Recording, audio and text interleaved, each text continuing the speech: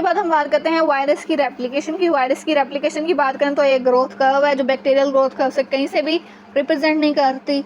इसके अंदर एक एक्लिप्स पीरियड आता है और एक लेटेंट पीरियड आता है। एक्लिप्स पीरियड क्या है हमारे पास, वो पीरियड जिसके अंदर वायरस जो है वो इनसाइड द सेल फाउंड नहीं होगा, और लेटेंट पीरियड वो है जिसके अंदर हमारे पास वायरस सेल के अंदर प्रेजेंट है लेकिन डिजीज कॉज नहीं कर रहा। Stages of viral growth cycle क्या है हमारे पास, सबसे पहले अटैचमेंट होती है, अटैचमेंट के बाद अनकोटिंग होती है, अनकोटिंग के बाद अर्ली मैसेंजर आरएनए सिंथेसिस होती है, वायरल प्रोटीन की अर्ली सिंथेसिस होती है, फिर जीनोम रेप्लिकेट करता है, फिर लेट एमआरएनए और प्रोटीन सिंथेसिस होती है, फिर विरियन जो है वो अपनी असेंबली करता है और फिर वो रिलीज होता है। अब इसको डायग्राम से भी देखते हैं। सबसे पहले हमारे पास होती है अटैचमेंट। अटैचमेंट के बाद अटैचमेंट को एडजॉर्प्शन भी कहते हैं। पेनिट्रेशन होगी, अनकोटिंग होगी, early protein synthesis messenger RNA synthesis होगी, फिर यहाँ पे डीएनए वगैरह बन जाएगा या आरएनए जो भी है जीनोमिक मटेरियल, फिर लेट ट्रांसलेशन होगी, फिर असेंबली होगी।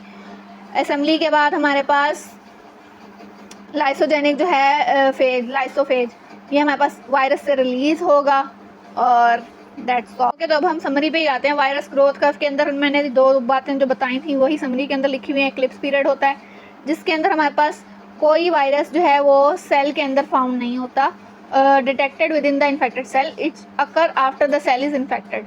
जब सेल इन्फेक्ट होगा तो अब ये आएगा। साइटोपैथिक इफेक्ट क्या होता है, साइटोपैथिक इफेक्ट टर्म है एक जो कि यूज़ की जाती है describe the damage both morphological and functional inflicted on the cell by the virus. क्या है, वायरस जो हमारे पास मॉर्फोलॉजिकल यानी कि फंक्शन, उसका स्ट्रक्चर और फंक्शन जो डिस्टर्ब कर रहा है ना, उसको हम साइटोपैथिक इफेक्ट कहते हैं वायरस का ऑन द सेल। ये हम क्लिनिकल लेबोरेटरी में यूज़ करते हैं। The presence of virus in the patient specimen is often detected by cytopathic effect in the cell culture. ठीक है, इस बेस पे हम डिटेक्ट करते हैं कि कितनी जो है हमारे पास वो कितने % वायरस ने अफेक्ट किया। वायरल ग्रोथ साइकिल की अगर हम बात करें, वायरल ग्रोथ साइकिल को मैंने बता दिया कि हमारे पास अटैचमेंट होती है जो कि सरफेस प्रोटीन की वजह से होती है, ऑर्गन स्पेसिफिक होती हैं, वो इन्फेक्शियस न्यूक्लिक एसिड होता है वो जाके अनकोड करता है। पोलैरिटी की बात हम करेंगे लेकिन अभी नहीं करेंगे, इसको जब हम जनरल स्पेसिफिक पैथोलॉजी में जाएंगे फिर बताऊंगी क्या चीज़ है पोलैरिटी। इसके अलावा हमारे पास वायरल जीन एक्सप्रेशन होता है। वायरस जो है अपनी जीन की एक्सप्रेशन कराता है। आरएनए वायरसेस, पोलियो वायरस वगैरह जो हैं ये पोलैरिटी की बात आगे करेंगे। डीएनए वायरसेस होते हैं, आरएनए वायरस होते हैं, वायरल रेप्लिकेशन हो गई। उसके बाद वायरल जीनोम जो कि डीएनए या आरएनए हो सकता है और सिंगल डबल स्ट्रैंडेड हो सकता है। वायरल प्रोटीन्स जो कि हमारे पास अर्ली प्रोटीन्स हैं जो कि एंजाइम्स होती हैं, और लेट प्रोटीन है जो कि हमारे पास उसके वो कैप्सूल का होता है। असेंबली और रिलीज होती है। लाइसोजेनी क्या है, lysogeny is the process by which viral DNA becomes integrated into the host cell DNA. इस जरिए से हमारे पास जो है वायरस होस्ट के डीएनए के अंदर इनकॉर्पोरेट होगा और हमारे पास होस्ट के डीएनए को ख़राब करेगा और होस्ट का डीएनए यूज़ करके अपनी प्रोटीन्स बनाएगा। और the integrated viral DNA is called as prophage, उसको हम प्रोफेज कहेंगे। बैक्टीरियल सेल जो हैं वो हमारे पास प्रोफेज कैरी करते हैं। और transduction is the process by which viruses carry genes from one cell to another cell. इसी तरह ये होस्ट से जीन्स लेके तो आगे म्यूटेट कर सकते हैं बैक्टीरिया वगैरह के अंदर। ट्रांसडक्शन कोई पाथवे के जरिए। Lysogenic conversion is the term use that cell has acquired new trait as a result of integrated prophage. Prophage बन के उसने एक नई ट्रेट ली है और वो अपने अंदर इनकॉर्पोरेट कर लिया।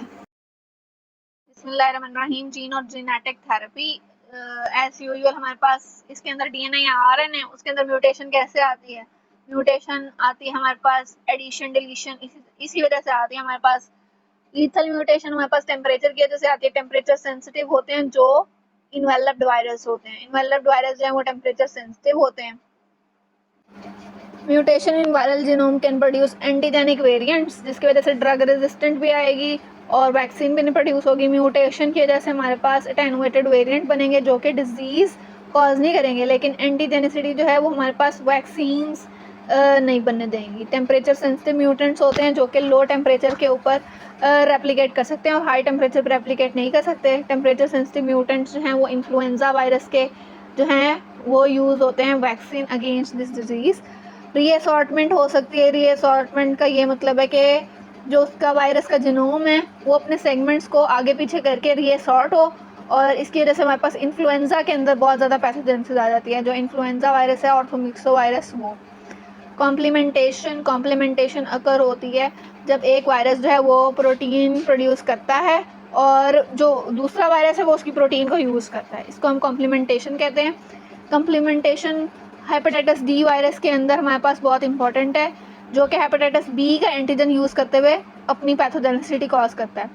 फिनोटाइपिक मिक्सिंग होती है जब दो वायरसेस जो हैं सेम सेल और प्रोजेनी के प्रोटीन जो हैं वो कंटेन करें प्रोटीन जो कि दोनों पैटर्नल वायरसेस की हों, मतलब सेल सेम है प्रोजेनी सेम है, लाइक हैप ए हैप बी हैं, सेल भी सेम है प्रोजेनी भी सेम है, लेकिन उन दोनों के अंदर हमारे पास दोनों वाले पेरेंट्स के जो हैं प्रोटीन्स आ जाएं।